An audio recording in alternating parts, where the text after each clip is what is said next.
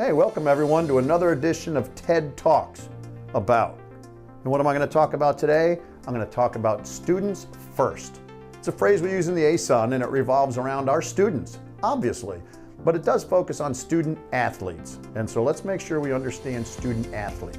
That's a term that we use in the NCAA, we use it in the media, we use it as conferences, and we use it as institutions, but it refers to the fact that our college enrollees, they're all students.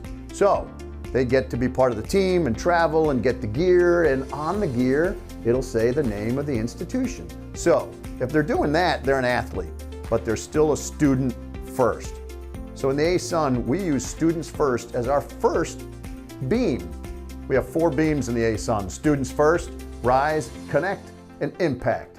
And of course, students first is first. Let's take the student athlete. Obviously, we know that they are a student and an athlete, but students first emphasizes that student is first in that phrase. And that's what their primary focus should be in the ASUN and in college, is to get that degree. Get that degree. But being competitive as we are, we love to compete. And whenever we can shine on the court, on the field, in our meets, our championships, we want to do it. So we're very competitive as athletes, as administrators, overseeing those athletes, but they're students first. So what does it mean for the ASUN when we apply the students first?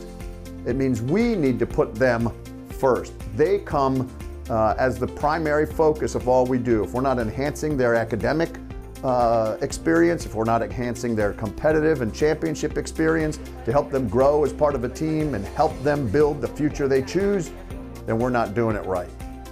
And you should know the SAAC, S-A-A-C, Student Athlete Advisory Committee. Every institution has one, every conference has one, and our SAAC this year, a couple of things they've done. They just had a meeting in person, so they give more of their time, which is obviously a big commitment. They already have practices and games and travel and studies, a little bit of social life, a little bit of relaxation, and also their SAAC duties.